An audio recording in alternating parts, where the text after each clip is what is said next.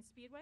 We are joined by race-winning crew chief Cole Pern with a number 78 Furniture Row Denver Mattress Toyota. We're also joined by Joe Garoni, president of Furniture Row Racing. Gentlemen, pretty neat to start off the playoffs with a win there, and a little bit of slime out there in victory lane. Why don't you just take us through that the race there for us? Yeah, kind of a down day there for a little bit that we were fortunate enough to overcome. The 18 was definitely a little better than us, those first couple runs, and then we sped on pit road there that last segment, and seemed like a lot of people are having issues with that today for whatever reason. And and then we kind of battled back. We were lucky enough to stay on the lead lap. That was really the key there. Then we left lugs off on the next stop and had to come back, which was, kind of just poor execution on our part. We should have put them back on when we were in there, but we didn't. Either way, we just kind of took that time then to make some bigger adjustments on the car that we'd really kind of been not wanting to make, just to not slow the stops down. And, that was really where we started to pick it up and, got the balance right. And Martin did an unbelievable job driving back through the field there that second stage and, got us up to third, got us in position. And then, was pretty confident towards the end of that run that, we were better than the 4 and the 24, especially on the long run. And, we were just able to, have a smooth, clean execution the last stage. And Joe, from your perspective? I have to say that I didn't hear the question because I was walking in when you asked it. Just take us through the race. Oh, Cole's pretty much explained just about all of it, but starting from practice when we first got here, I watch these guys and see how sometimes the car is far off in the beginning of the practice sessions and what they do to get it dialed in, and then you're running up front and they come into pit and make changes, and sometimes you're like, man, you're already pulling away from the field, but you pit and you make more changes, and it's just amazing, honestly, what Cole and the guys do. And it comes down to that last 3 laps, and this one in particular is like you just couldn't breathe. So it was nice to get it done in the books. And we're also joined by Barney Visser, the owner of Furniture Row Racing. Barney, what does this mean for the team to start off the playoffs with a win like this? Well, it's Ed Laux, the chief marketing officer for Toyota, is from Chicago. So it's nice. It's nice for us to come into Chicago and bring the trophy home again for him. It's real nice to relax for the next couple races, but I know the guys won't. It'll give us a little bit of a break, but they won't take it. So we'll just keep working like we always do. All right, we'll open up to questions for the team. We'll start up here with Jordan, and then we'll go to Bob. Jordan Bianchi, SBNation.com. This is for Cole. With the win, you guys automatically transfer to the next round. It lessens the importance a little bit of next week, and I ask that because you're probably going to have a practice hold. Is that a good feeling, or can you take me through, too, why you had the issues in Tech? Yeah, I told Martin for the race, I was like, it'd be a real good strategy to win today because I don't think we're going to have much practice next week. So it was just kind of one of those snowball mornings in Tech. We had a small issue that on the top of the splitter that kind of got dinged up when they put the nose module on, and then that just kind of took us a couple times to get that fixed, and it was just kind of confusing because it was an odd scenario of kind of what had happened, and then we had the always untimely fail of the LIS at the end after we got all that fixed. So you can only get through that thing so many times. Anyways, yeah, it was just that's the way it went, and there we go. We got probably 45 minutes or so next week, I guess. We'll go to Bob. Bob Parker, ESPN. I have 2 for Cole. First, does this win feel any different or mean any different than last year's win here? Yeah, I mean, it's just, I don't know. Last year we kind of had an up and down day too. We had a tire come apart last year when we were running up front and had to go down a lap and overcome that. So I don't know. We definitely haven't had the cleanest days when it comes to Chicago, but we got a good understanding what we need to do to be good here, and we really had to work for it this weekend. If we were pretty far off when we unloaded off the truck and swung a lot more than we normally would, but when you only race at some of these places once a year, it's kind of tricky. You're coming back with a new tire and new downforce rules, so it's you haven't been here in a year, so much has changed. So it takes a little bit of time to get a hold of it, and we really worked hard last night trying to understand our problems from practice, and I feel like we made the right changes and we're able to get the car in the right direction for today. And second, TV showed them taking your tires over to the kind of the dunk tank. Does that happen all that often? And were you surprised that was done, considering how many laps you've been leading? No, we've had that a lot. I think last year they took them like 15 times or something like that. So usually when you're running good, they're going to come take them. So, but that's fine. I mean, they're just doing their due diligence, and they're doing what they should be doing. So no issue there. I don't think it's been as many this year for whatever reason, but definitely 5 or 6 times, I guess. I'm guessing at that though, Bob. We'll go to Jerry and then to Mike. Jerry Jordan, kickingthetires.net and PRN. Barney, I don't see any green slime on you. It's all over Joe. Was that a team owner designation? I knew it was going to happen, and that's what I do. I stayed out of it.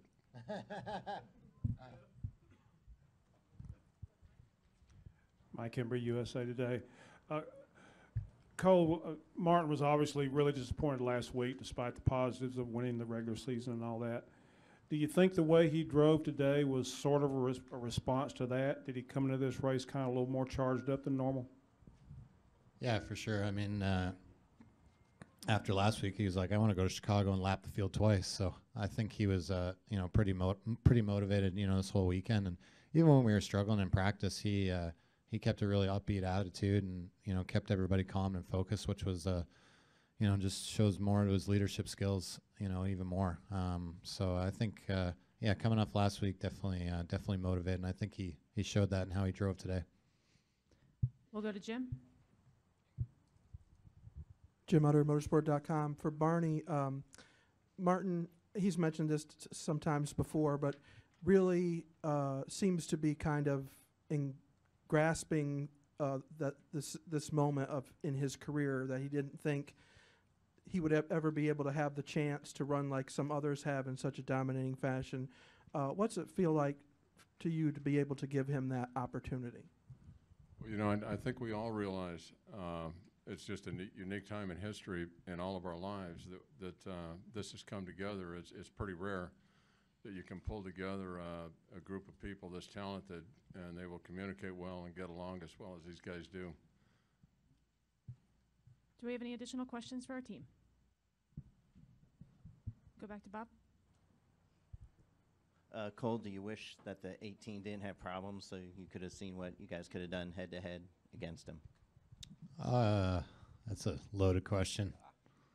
I mean, I like those guys, so I don't want to wish them ill will, but I was pretty happy we weren't racing them because they were, even when they were back in there, they were really strong and had good speed. It was just with all those long runs, they never, new cars would get lapped and then they wouldn't be able to be in position for the lucky dogs. So they, I think, for sure if they had got back on the lead lap, they were going to be a challenge. They were really good, especially early on. We didn't have much for them. All right, gentlemen. Well, congratulations on the win. We look forward to seeing what you can do in the round of 12.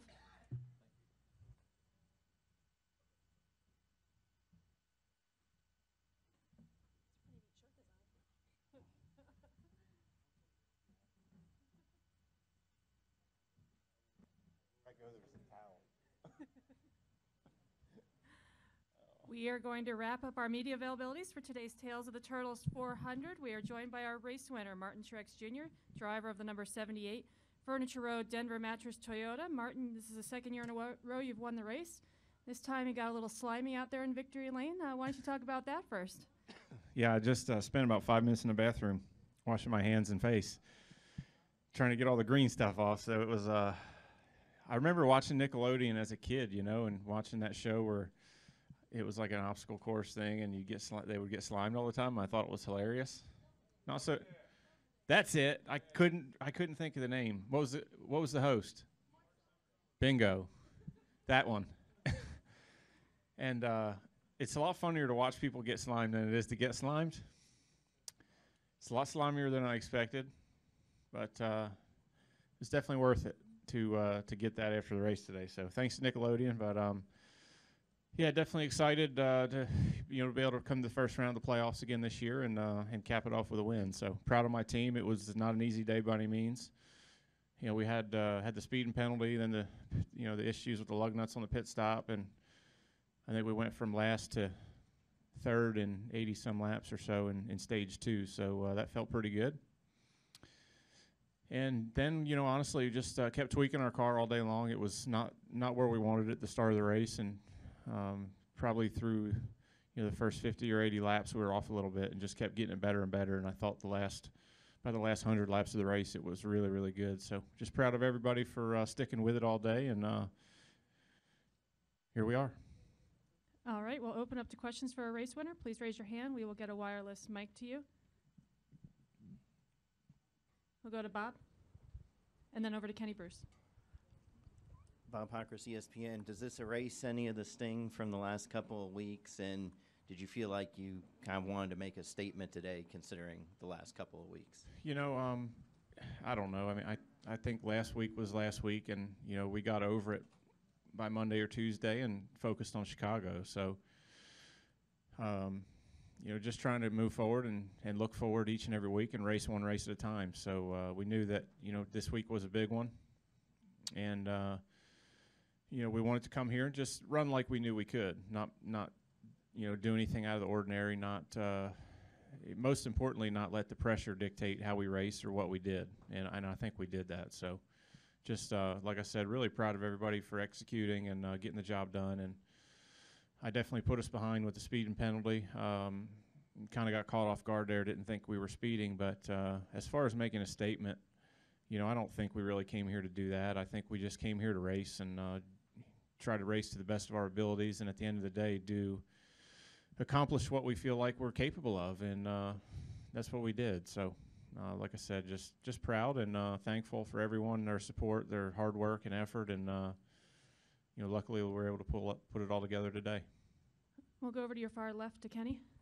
Kenny Bruce with NASCAR.com. Martin, when you lost the track position, were there any close calls or any concerns by you that you're back there where anything could happen and you weren't going to be able to get a clean run to get back up to the front? You never know how those things are going to go, and I felt like I was like, oh, here we go. It's like last year all over again. Last year here we had the tire unravel and we lost a lap, and I thought to myself, well, at least this year we stayed in the lead lap with our troubles. And so it was actually, we'd been in this position before. The good thing about, if you're going to have trouble, you want it to be at a place like Chicago where the track is so wide, there's so many options.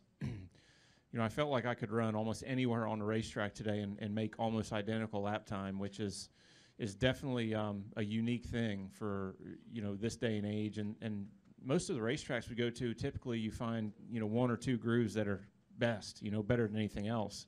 And I felt like today there was so many options. I could just go where the guys weren't and get by them. So fortunately, like I said, it was definitely a good track for it to happen at because of the options. Okay, one other thing. Having the win now and knowing that you're clear into the next round, I know you don't want it to change your approach, but is that a good thing? Is that a bad thing? Because, now you guys don't have to push it as hard? Well, last year we were in the same position, and we went and almost won New Hampshire and won Dover. So, I honestly don't think we change. And I think on top of that, this year with the bonus points available, stage wins and all that, as far as I know, all the bonus points we gain in this round, they go to our total, so we get them next round as well. So it's kind of like the regular season. Once you win that race, you're locked in, but that doesn't stop you from trying to go win again, because of the points, the bonus points, and you want to get as many of those as you can, just for a safety net. So from our standpoint, I think our outlook, our approach doesn't change from what it was in the regular season. We go every single week to try to win both stages and win the race, and try to get as many of them points as we can in case we have something happen like we did last year at Talladega. Additional questions for Martin? Go back to Bob. Bob again? I have another one. Believe it or not. Did you, in the last 30 or 40 laps, did you see anything on the track that you thought, man, they better not call a caution for this? No, I didn't. So, I got lucky. There was absolutely nothing. There wasn't even like a hot dog wrapper or anything. So were you, what was running, was there any, because of what's happened the last couple of weeks, was there anything running through your head like, well, what's going to happen now?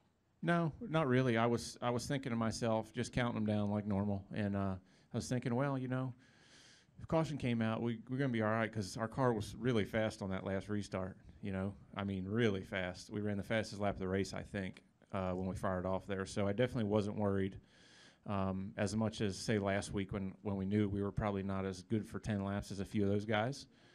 So I kind of had that in my head, and at the same time, I was thinking once he said it was about 10 to go, I was like, all right, I hope Cole is getting our tires ready for, in case a caution comes out and make some changes to be good on a short run, you know, to make sure we fire it off even better. So, yeah, I mean, you never want to say, oh, geez, what the heck's going to happen now? You know, you try to always be positive, but you're kind of thinking in the back of your mind all the time, what are we going to do if it does come out, and are we going to be prepared? But I actually today I really wasn't worried because I knew that our car was fast on a short run, and our pit crew the last time we stopped had a really good stop, so they had that confidence as well. So I wasn't nervous about it at all. You've been nervous? Oh hell yeah! 5 years ago I would have been like, please, no caution, please, no caution, because I lost a bunch of them. You know, there was when I was at MWR, we lost a bunch of races before we finally won our first one. Dominating like that and come in the last pit stop and get beat out of the pits, and you know it'd be over. So for sure 5 years ago, yeah. We'll go to Jim. JimMutterMotorsport.com.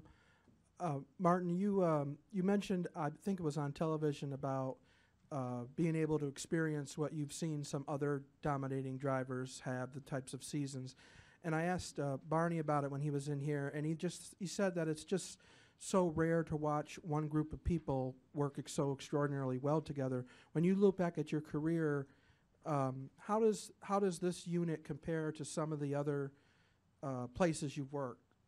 As far as, do you see a big difference as to being able to accomplish things this season?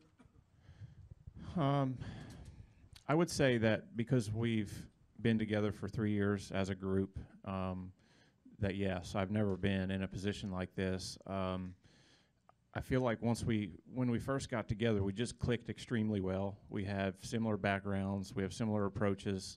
We're very different people, but we complement each other well at the racetrack and communicate really well and have a lot of respect for each other. And you know, I feel like I've had a few people around me like that before. You know, Chad Johnson sticks out in my mind as one of those guys, but we never had the support group around us, you know, to get to the next level. You know, so I feel like right now we just have everything. We have the right people, we have the right support, you know, we have the right guys behind us, we have the right information coming in. We really just have it all going on for us right now, and things are clicking, and we're taking advantage of it. So to answer your question, I definitely, without a doubt, I mean, you have to say this is the best position I've ever been in. You can't deny it. You can't argue it.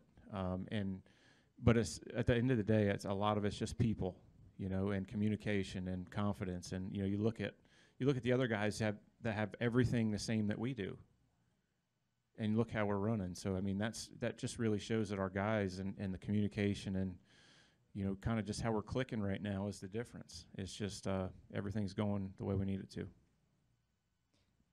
Any final questions for Martin?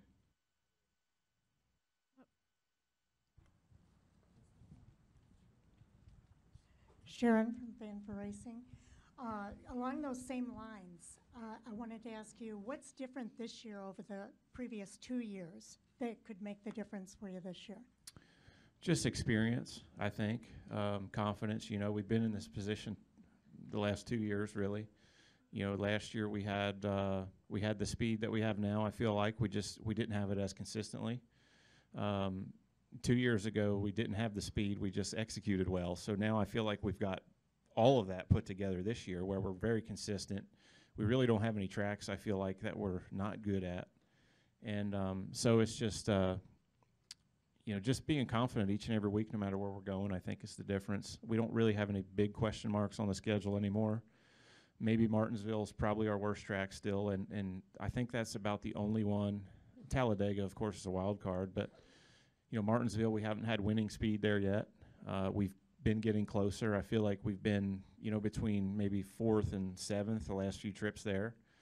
So we need to get better, but I feel like everywhere else we can go and win, and that's really the difference. You know, we've just been chipping away at all these tracks and putting together a good notebook and putting together some ideas that just seem to work, and continuing to go back and play on that. So just repetition and time together, I think, has just helped us get better and better each year.